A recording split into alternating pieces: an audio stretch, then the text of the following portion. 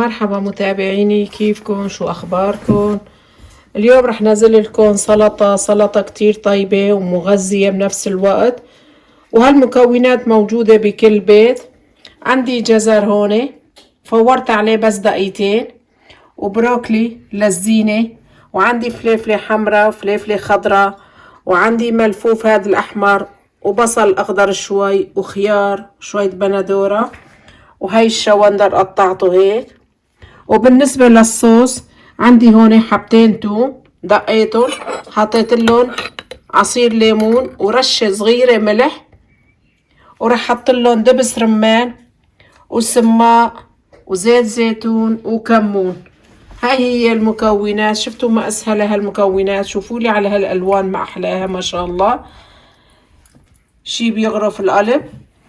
بتمنى منكم انتو على طول يكون في عندكم سلطة، جاز سلطة كل يوم. كل يوم لازم الانسان ياكل سلطة، كتير مفيدة مغذية. وهلا بنشوف شلون بدنا نحرك ونخلط هالمكونات مع بعضهم، فرجيكم النتيجة النهائية.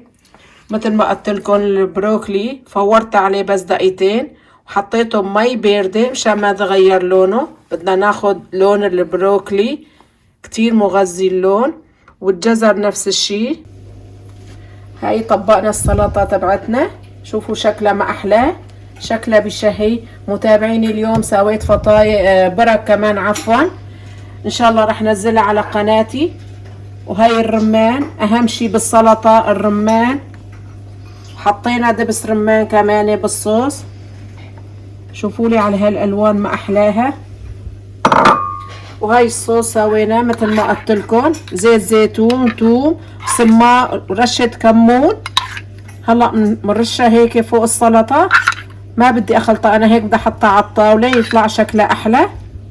كل واحد بصحنه بيحط وبيخلط على قد الكمية.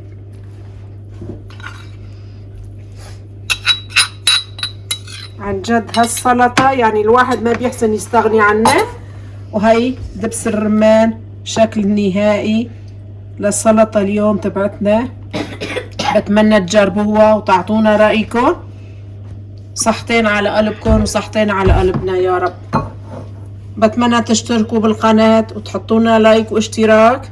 اليوم رح نساوي مع بعض تبولة الشوندر، كتير طيبة مفيدة. جربوها رح تحبوها.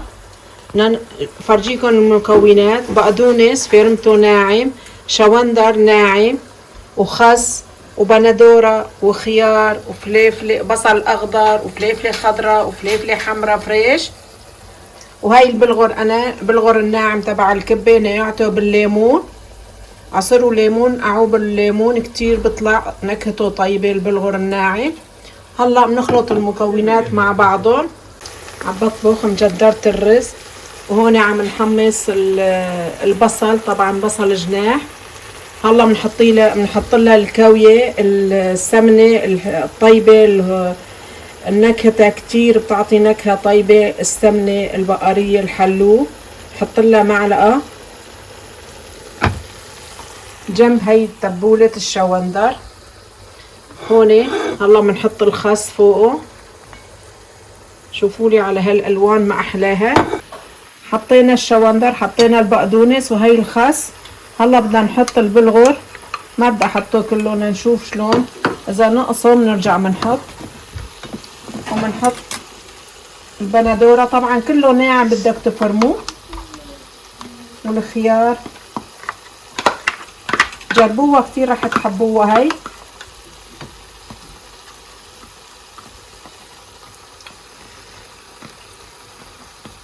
عادة الكل نتعلم نطبخ مجدرة العدس وبلغور. هالمرة بدي غيرت شكل، قلت اطبخ مجدرة الرز كمان طيبة وبتشهي. بنرشلها النعناع اليابس، واذا عندكم نعناع فريش حطوا له نعناع فريش، وملح طبعا ما تملحوها كتير، ورشة فليفلة حمرا ناعمة. واذا عندكم شوندر فريش رح تطلع كمان كتير طيبة. نحن ما عنا فريش، قليل ليلتقى عنا.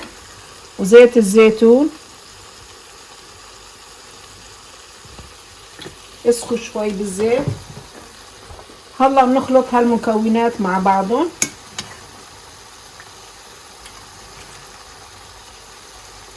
ونفرجيكم الشكل النهائي للتبولة اليوم. هي خلصت طبختنا لليوم. متابعيني شوفولي على هالمنظر ما أحلاه.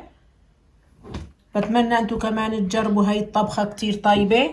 وهي التبولة الشوندر عن جد طعم خيالي وكتير طيبة مغذية مندوقة. كتير طيبة.